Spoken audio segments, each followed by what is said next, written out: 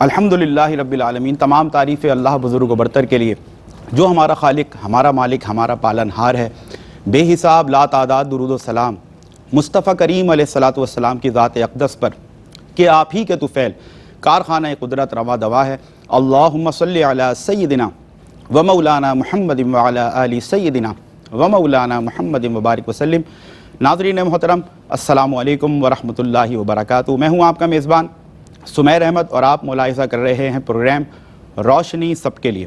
آپ نے ملاحظہ کیا گزشتہ ہفتے ہم نے گفتگو کی، علماء کرام نے ہماری رہنمائی فرمائی، ہمارا موضوع تھا فضائل صحابہ رضوان اللہ تعالی علیہم اجمعین، اور اس ہفتے کے دوران آپ نے گزشتہ 2 اقساط میں ملاحظہ کیا کہ گفتگو کی گئی سیرت صحابہ رضوان اللہ تعالی علیہم اجمعین۔ یوں کہیے کہ جو ہمارا گزشتہ موضوع تھا فضائل صحابہ، یہ وہ تھا کہ کیا انعامات صحابہ کرام رضوان اللہ تعالی علیہم اجمعین کو ملے، کیا ان کے مراتب تھے، کیا ان کے مناقب تھے، کیا درجات اللہ رب العزت نے ان کو عطا کیے۔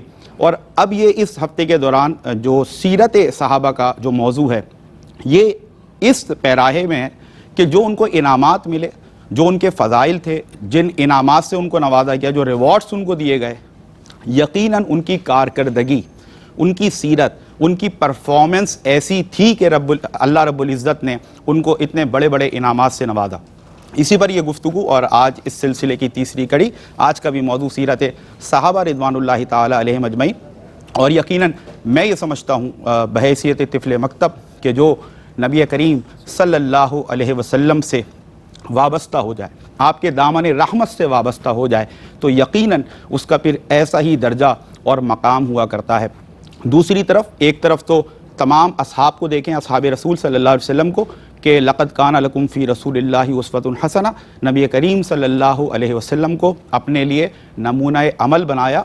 اور پھر جب ان کے اعمال پر نظر پڑتی ہے، افکار پر نظر پڑتی ہے اور افعال پر نظر پڑتی ہے، اور جو کردار وہ ادا کرتے ہوئے نظر آتے ہیں، یعنی کہ میں سم اپ کر کے کہوں کہ پھر جو سیرت ہمیں اصحاب رسول صلی اللہ علیہ وسلم کی نظر آتی ہے تو وہ بڑی نمایاں ہے۔ آپ جس جہت سے دیکھیں، جس زاویے سے دیکھیں، جب بھی دین اسلام پر کوئی حرف آیا، نبی کریم صلی اللہ علیہ وسلم کی ناموس کی بات ہوئی، یہ وہ اصحاب ہیں، یہ وہ اللہ رب العزت کے پیارے حبیب حضرت محمد مصطفیٰ صلی اللہ علیہ وسلم کے پیارے پیارے صحابی ہیں کہ انہوں نے صف اول رہ کر اسلام کا دفاع کیا۔ جب مال و دولت کی ضرورت پڑی، پیش کیا۔ اپنی جان کا نذرانہ پیش کرنے کی ضرورت پڑی، اپنی جان کا نذرانہ پیش کیا۔ غرض یہ کہ نبی کریم صلی اللہ علیہ وسلم کے ایک اشارے پر، اپنے آقا کریم علیہ الصلوۃ والسلام کے ایک اشارے پر اپنا تن، من، دھن قربان کرتے نظر آئے۔ تو پھر کیوں نہ آج وہ فاذکرونی اذکرکم کا استعارہ بنے، اور آج کیوں نہ خلق خدا کی زبانوں پر ان کا ذکر جاری ہو۔ آج ایک بار پھر اپنی سماعتوں کو ان کے ذکر سے منور کرتے ہیں، معطر کرتے ہیں۔ اور حسب معمول، حسب روایت، آج بھی الحمدللہ 2 عالم اسلام کی ممتاز شخصیات، دونوں ہی آپ سمجھ لیں کسی تعارف کے محتاج نہیں۔ آپ گاہے بگاہے ARYQTV کی اسکرین پر مختلف پروگرامز میں اور خاص طور پر روشنی سب کے لیے میں ان کی گفتگو سے استفادہ کرتے ہیں۔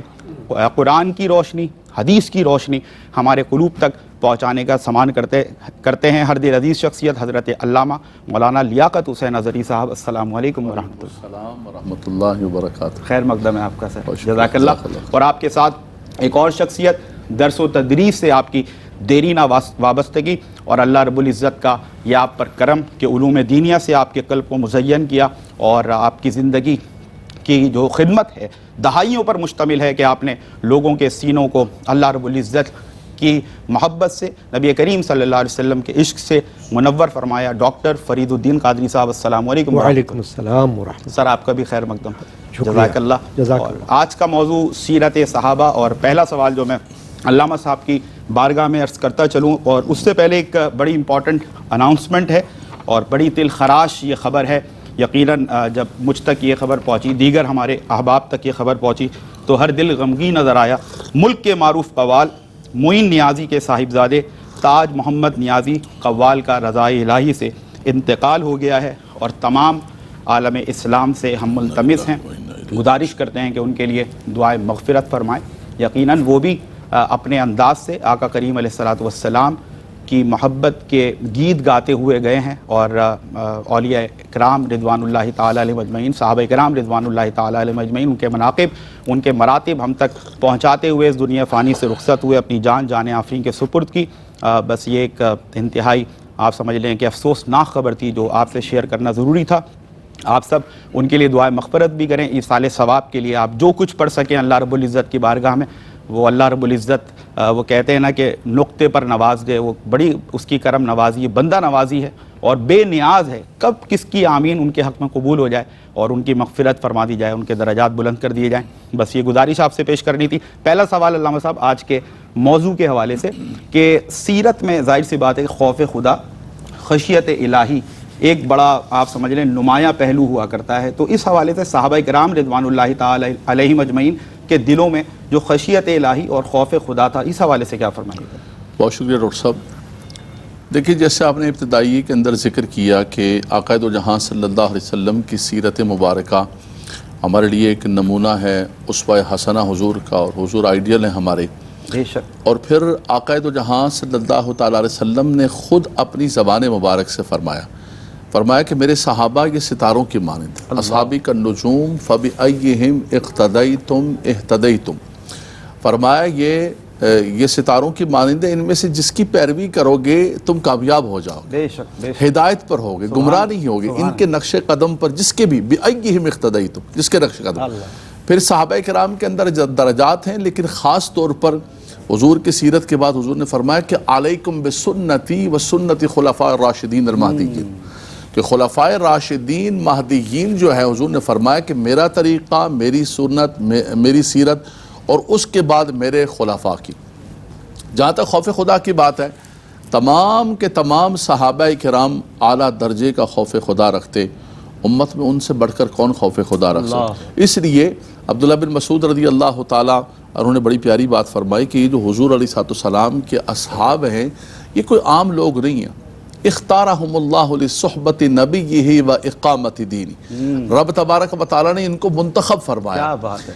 ان کے قلوب، اللہ تبارک و تعالیٰ نے ان کے قلوب کو ایمان سے مزین فرمایا، رب تبارک و تعالیٰ نے کفر سے، فسق و فجور سے ان کو دور رکھا۔ اہل سنت کا یہ عقیدہ ہے کہ یہ معصوم تو نہیں ہیں، معصوم تو صرف انبیاء کرام ہیں، لیکن اللہ پاک نے اپنے نبی کی آل بیت اطہار کو اور اپنے نبی کے صحابہ کرام کو محفوظ رکھا۔ وَلَكِنَّ اللَّهَ حَبَّبَ إِلَيْكُمُ الْإِيمَانِ وَزَيَّنَهُ فِي قُلُوبِكُمْ وَكَرَّهَ إِلَيْكُمُ الْكُفْرَ وَالْفُسُوقَ وَالْعِصْيَانَ أُولَئِكَ هُمُ الرَّاشِدُونَ فَضْلًا مِّنَ اللَّهِ وَنِعْمَةً۔ فرمایا اللہ نے ان کے دلوں کو ایمان سے مزین کر دیا اور ان کو فسق و فجور سے، کفر سے، ہر چیز سے دور کیا اور ان کے لیے مکروہ رکھا۔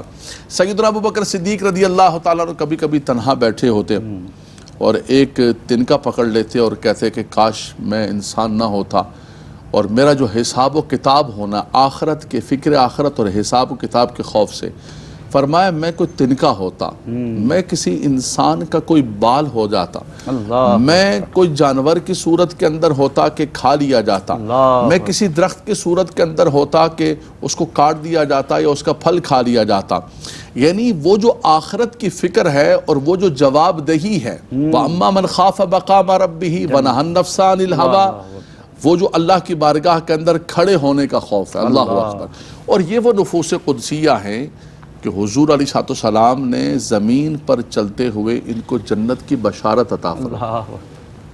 مجھے اور آپ کو بشارت مل جائے تو ہم تو ساری تسبیحاں اور ساری ٹوپیاں اور سب کچھ سمیٹ کر رکھ دیں کہ جناب برحمتک یا ارحم الراحمین، لیکن یہ اتنا زیادہ اور زیادہ خوف خدا رکھتے ہیں کہ ہمیں اللہ کی بالکل اتنا زیادہ خوف۔ سیدنا عمر فاروق رضی اللہ تعالیٰ عنہ ایک مرتبہ آپ کے سامنے قرآن پڑھا جا رہا تھا، سورہ طور کی آیت کریمہ، ان عذاب ربک لواقع، کہ تیرے رب کا عذاب واقع ہونے والا ہے۔ آپ یہ آیت کریمہ سن کر اتنا زار و قطار رونے لگے، اللہ اکبر۔ فرمایا مجھے ایسا لگ رہا ہے کہ عذاب میری طرف آ رہا ہے، اللہ اکبر۔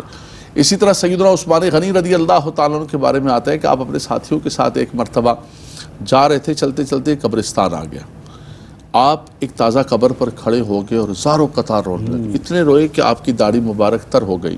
کسی نے کہا کہ حضور آپ کس طرح کیوں رو رہے ہیں؟ اور میں نے حضور کی زبان سے سنا ہے کہ ان القبر اول منزل من منازل الاخرہ، قبر آخرت کی منازل میں سے پہلی منزل ہے۔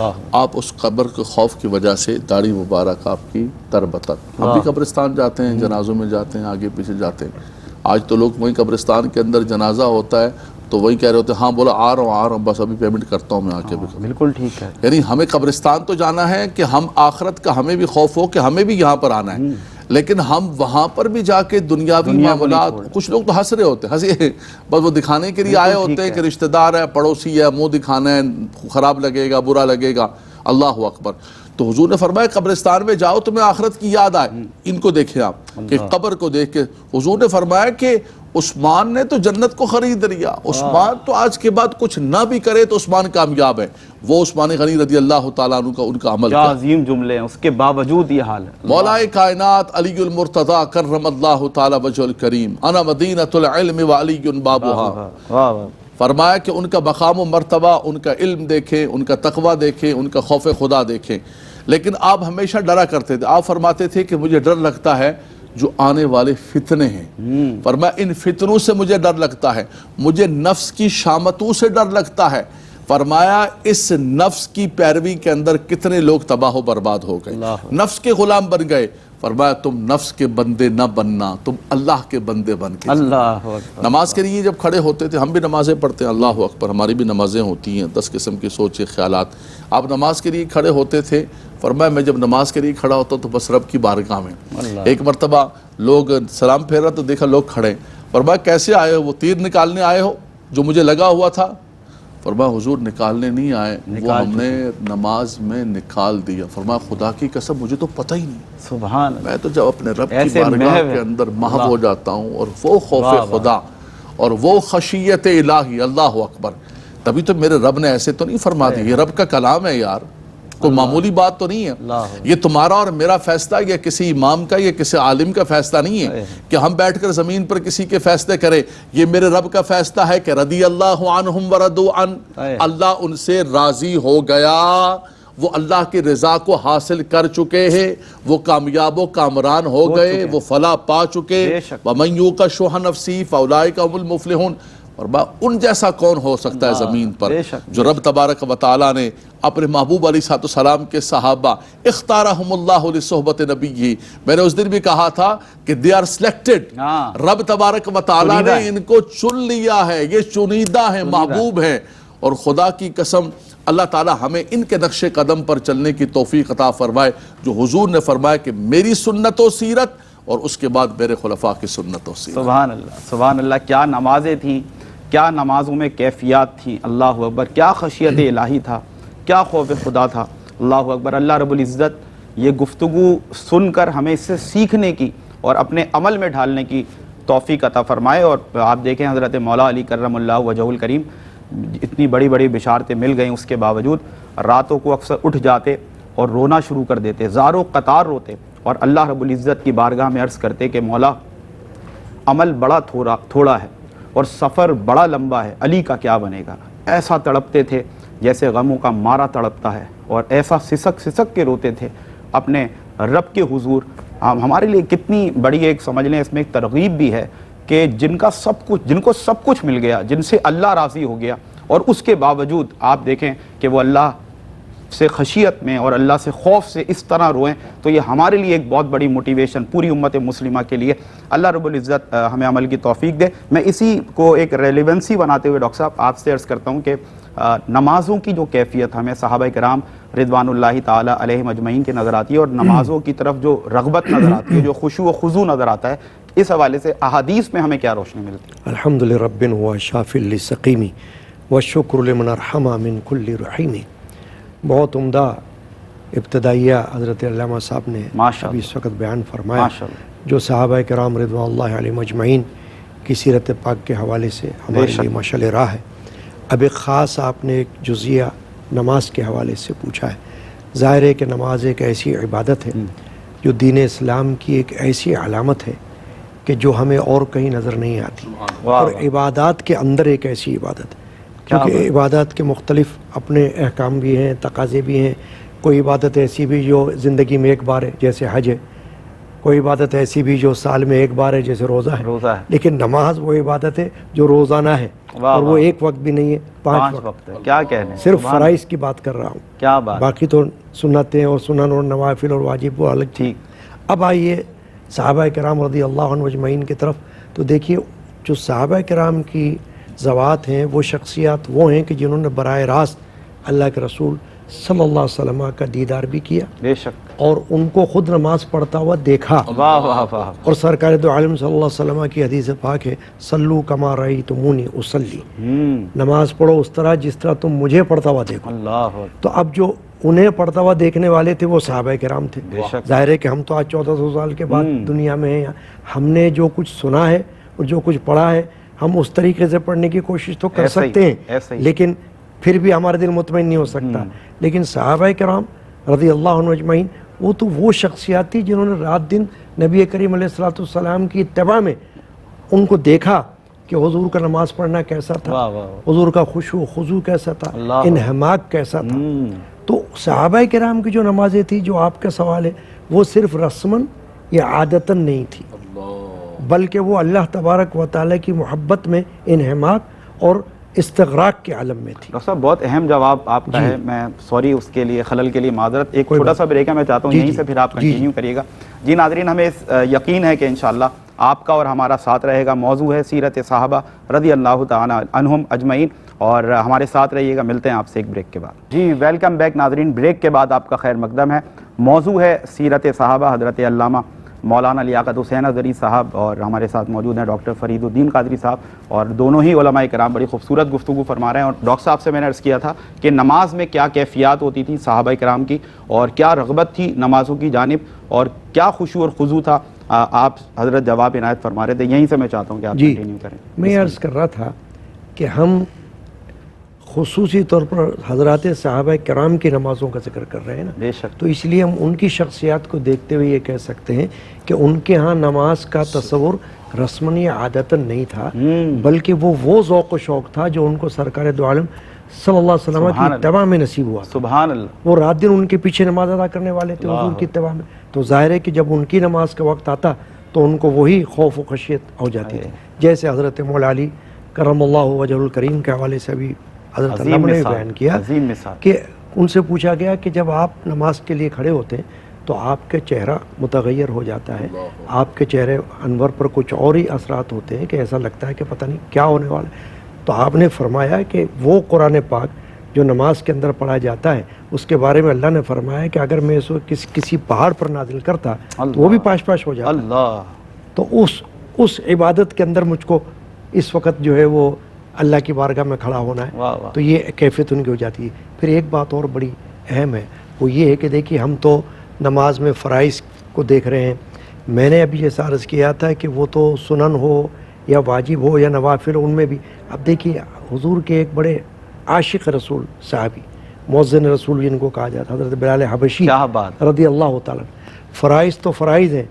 نبی پاک صلی اللہ علیہ وسلم نے فرمایا کہ اے بلال, میں نے معراج کے سفر میں جب جنت کا مشاہدہ کیا تو اپنے آگے آگے آپ کو چلتے ہوئے دیکھا. سبحان اللہ. وہ کون سا عمل ہے جو تم کرتے ہو کہ میں نے آپ کو اپنے آگے آگے چلتے ہوئے دیکھا؟ کہا یا رسول اللہ, میں کسی اور عمل کی تو بات نہیں کر سکتا, ہاں اتنا ہے کہ جب میں وضو کرتا ہوں تو تحیۃ الوضو ادا کر لیتا ہوں. اللہ اکبر. اب اس سے آپ اندازہ لگا لیجئے کہ تحیۃ الوضو جو ہے وہ فرائض میں تو شامل نہیں ہے, لیکن یہ کہ رغبت, جب رغبت کی بات ہم کریں گے تو معلوم ہوتا ہے کہ وہ کوئی وقت ایسا چھوڑ نہیں سکتے تھے, نہ چھوڑنا چاہتے تھے کہ جو ان کو اللہ کی بارگاہ میں, یعنی کہ اس موقع کی تلاش میں رہتے کہ کب ہم اپنی جبیں اس رب کے آگے کس طریقے سے ہم جو ہے وہ سجدہ کر سکیں اللہ کی بارگاہ میں. علامہ اقبال نے کہا ہے کہ وہ ایک سجدہ جسے تو گراں سمجھتا ہے, ہزار سجدوں سے دیتا ہے آدمی کو نجات. بے شک. تو چونکہ وہ دور ایسا تھا کہ پہلا دور تھا اور حضور اکرم علیہ الصلوۃ والسلام والا دور تھا, تو اس لیے ان کو یہ محسوس ہوتا تھا کہ ہم جب نماز میں کھڑے ہوں.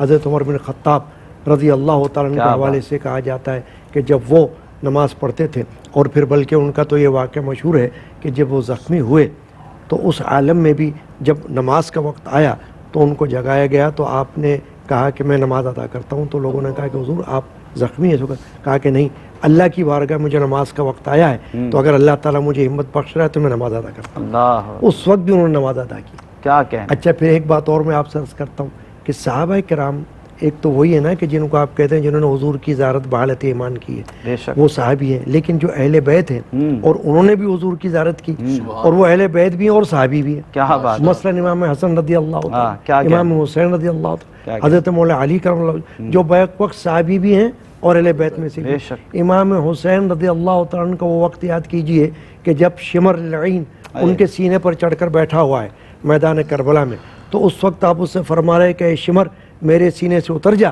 کہ میں 2 رکعت نماز ادا کر لوں. اللہ اکبر اللہ اکبر اللہ اکبر. اس سے آپ نماز کی رغبت کا اندازہ لگا سکتے ہیں صحابہ کرام. اللہ اکبر. اللہ رب العزت وہ کہتے ہیں نا، ہم تو جب ہماری سماعتوں سے آواز ٹکراتی ہے کہ حی علی الصلاح حی علی الفلاح، نماز کی طرف آؤ، کامیابی کی طرف آؤ، اور آپ دیکھیں گے کہ صحابہ کرام رضوان اللہ تعالیٰ علیہ مجمعین میں تو موقع تلاش کر رہے ہیں کہ چاشت ہو، اور اسی طرح جیسے ابھی حضرت نے فرمایا موقع تلاش کر رہے ہیں کہ بس کوئی موقع ملے اور ہم اپنی جبینوں کو ہم سجدہ ریز ہو جائیں اس رب کے آگے. نمازوں میں ایسا خشوع خضوع، تیر نکالا جا رہا ہے اور بعد میں کہہ رہے ہیں کہ تیر ابھی نکالنے آئے ہو تو پھر کہا جا رہا ہے کہ حضرت تیر نکال دیا. ایسا محو ہیں اپنی نمازوں میں. اللہ رب العزت قبول فرمائے.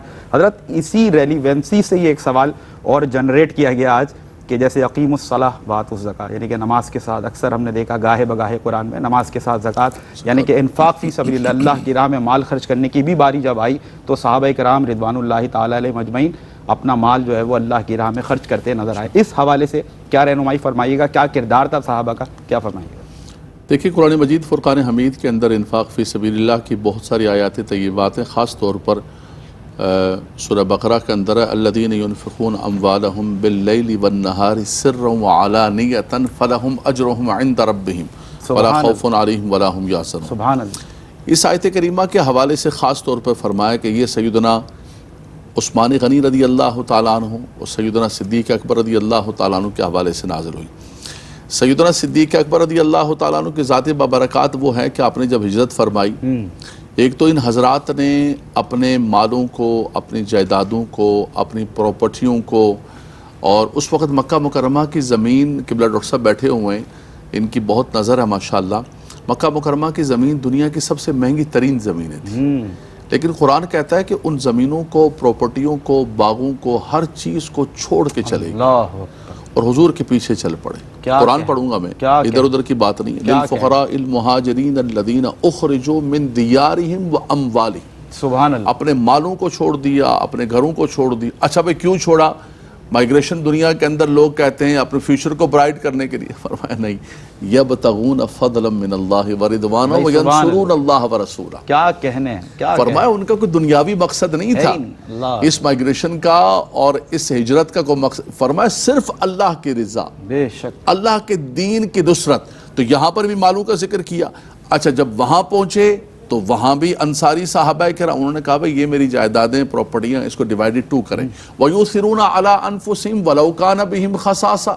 ان کو بھی ضرورت ہے لیکن اس کے باوجود اپنے بھائیوں کے لیے احسار کر رہے ہیں. کیا کہنا. پھر اس کے بعد جب سیدنا صدیق اکبر رضی اللہ تعالیٰ پہنچے وہاں پر، حضور صلی اللہ علیہ وسلم نے مسجد نبوی کا سودا فرمایا. ابو بکر کچھ پیسے بچے؟ ہاں یا رسول اللہ پیسے بچے. اچھا ہمارے پاس پیسے بچے ہوں تو بولیں یار بچے بھی ہیں، گھر والے بھی ہیں، گھر بار چھوڑ کے آ گئے، کچھ سیو تو کر لیں، کچھ بچا تو لیں. اب کتنے دو گے، ختم کرو گے کیا؟ اور شیطان تو آ کے کان میں کہتا ہے الشیطان یعیدکم الفقر ویامرکم بالفحشاء. فقیر ہو جاؤ گے بھائی، کتنا دو گے اللہ کے نام پر؟ ایسا ہی. سب سے پہلی پیمنٹ مسجد نبوی کی زمین کی آپ نے. اللہ. آج بادشاہوں نے سارا مدینہ منورہ آ گیا، لیکن قربان جائیں میرے ابو بکر صدیق رضی اللہ تعالیٰ عنہ کے فرسٹ پیمنٹ پر. اس کا مقابل کوئی نہیں ہو سکتا.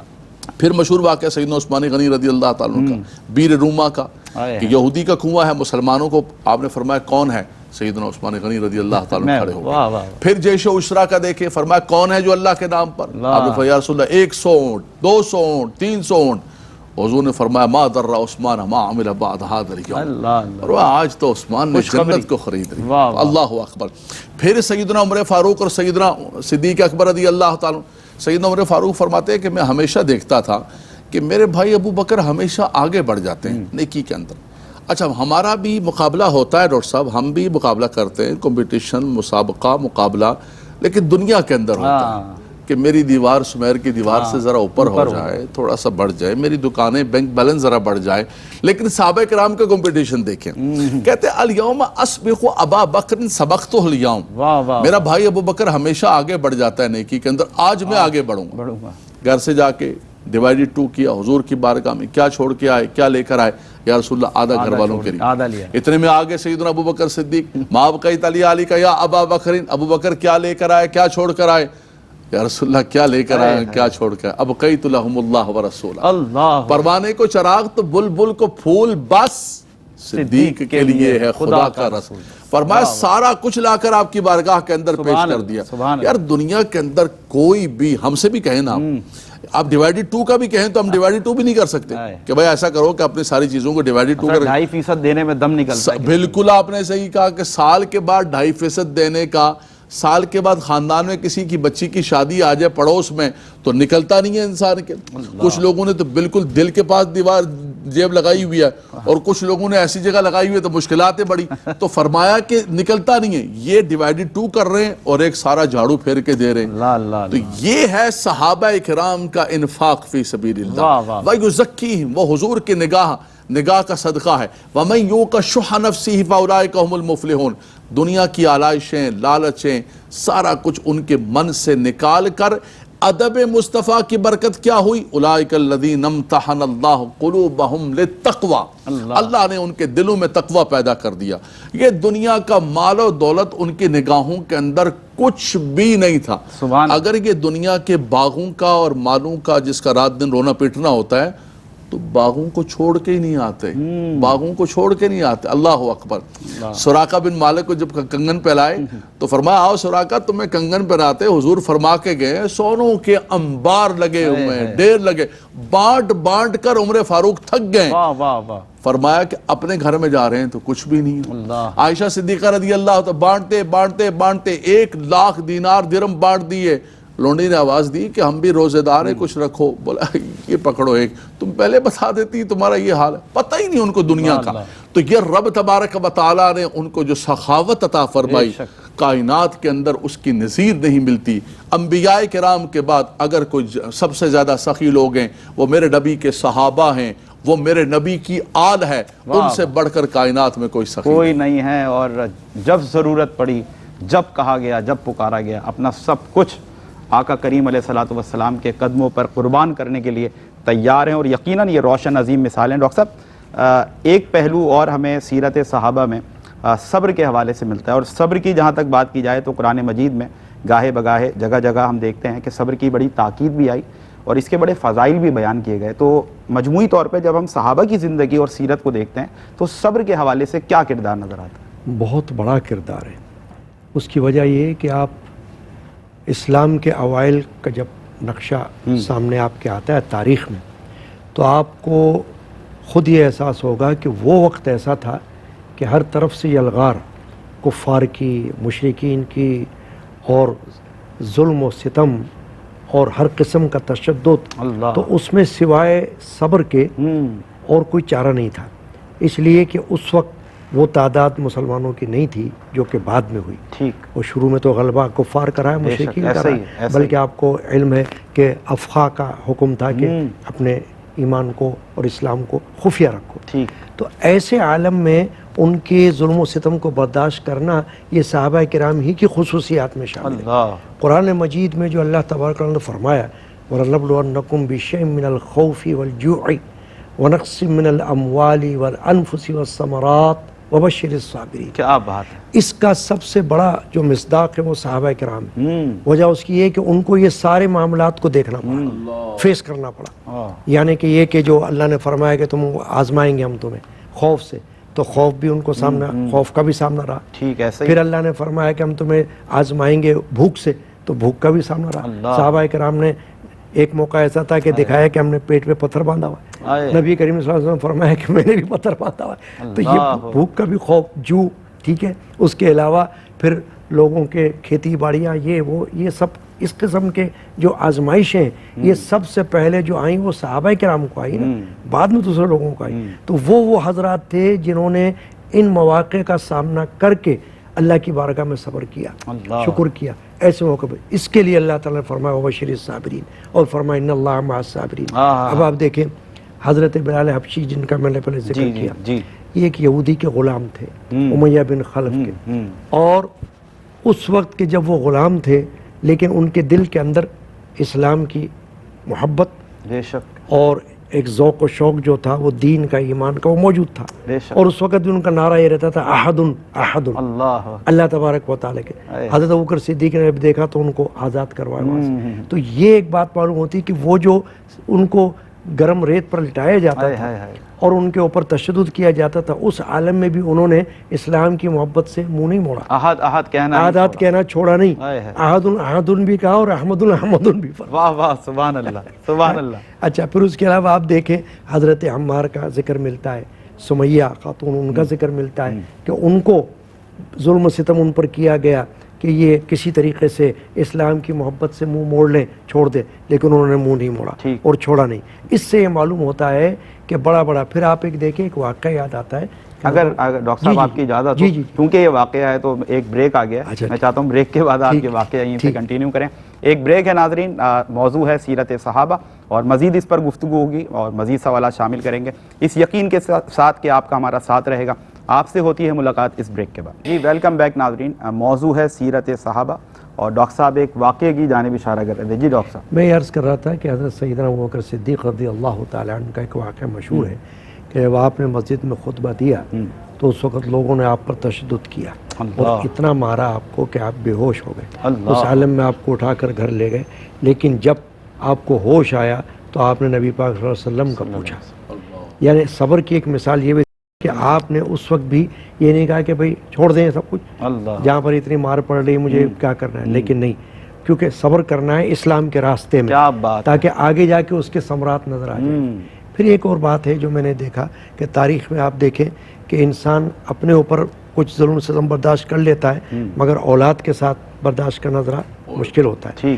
حضرت سیدنا امام حسین رضی اللہ تعالیٰ عنہ کے حوالے سے تاریخ میں آتا ہے کہ جب میدان کربلا میں آپ کے فرزند جو شیر خوار تھے حضرت علی اصغر رضی اللہ تعالیٰ عنہ، جب ان کے گلے میں تیر لگا ہے تو اس وقت آپ نے وہ تیر جو نکالا تو تاریخ میں آتا ہے کہ آپ کے زبان اقدس پہ الفاظ ہے اللہم آت الحسین صبرا جمیلا، یا اللہ حسین کو صبر جمیل عطا فرما۔